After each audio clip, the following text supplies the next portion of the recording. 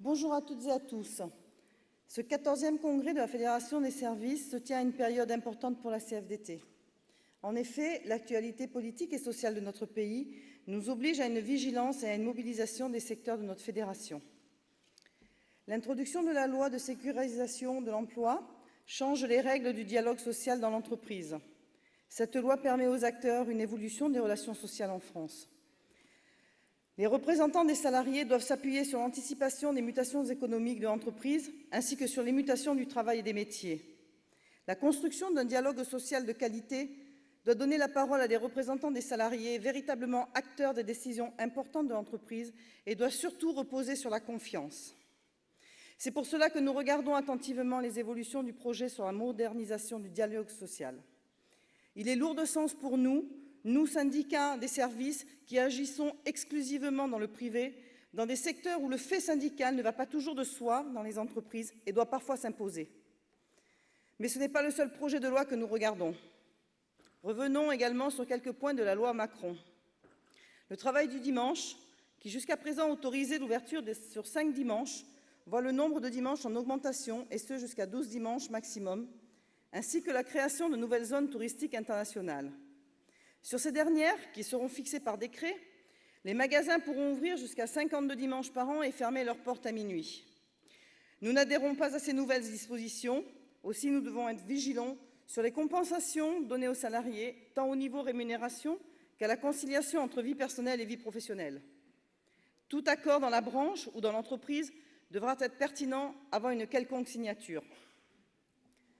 Battons-nous aussi contre la concurrence sociale déloyale et contre ces entreprises basées à l'étranger qui font travailler des salariés sur le sol français, donc soumis à la législation du travail français.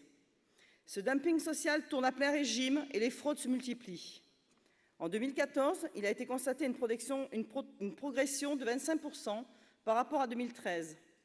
Sur l'année 2014, le redressement le plus important s'est élevé à plus de 30 millions d'euros.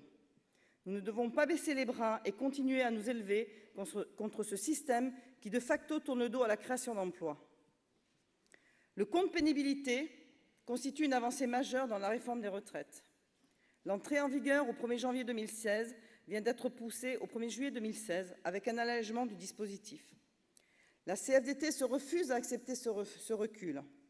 Entre autres, l'employeur n'aura plus à accomplir de mesures individuelles lorsqu'il disposera d'un référentiel de branche qui aura identifié quels postes, quels métiers ou quelles situations de travail sont exposés aux facteurs de pénibilité. Malgré ces nouvelles dispositions, il faut impérativement que les fiches individuelles par métier soient maintenues, car cela permettra de faire de la prévention et les conditions de travail pourront indéniablement être améliorées. La CFDT se battra afin que ces mesures soient mises en application sur l'année 2016 et non plus tard.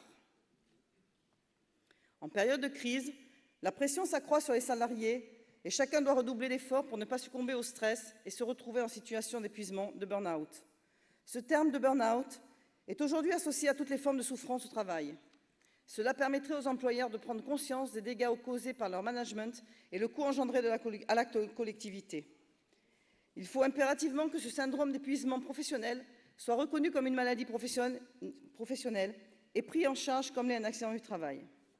Nous sommes sereins car nous savons que notre fédération est très active sur l'évolution des points que nous venons d'évoquer. Le syndicat des services des Alpes-Maritimes votera en faveur du rapport d'activité. Merci de votre attention à tous et bon congrès à tous.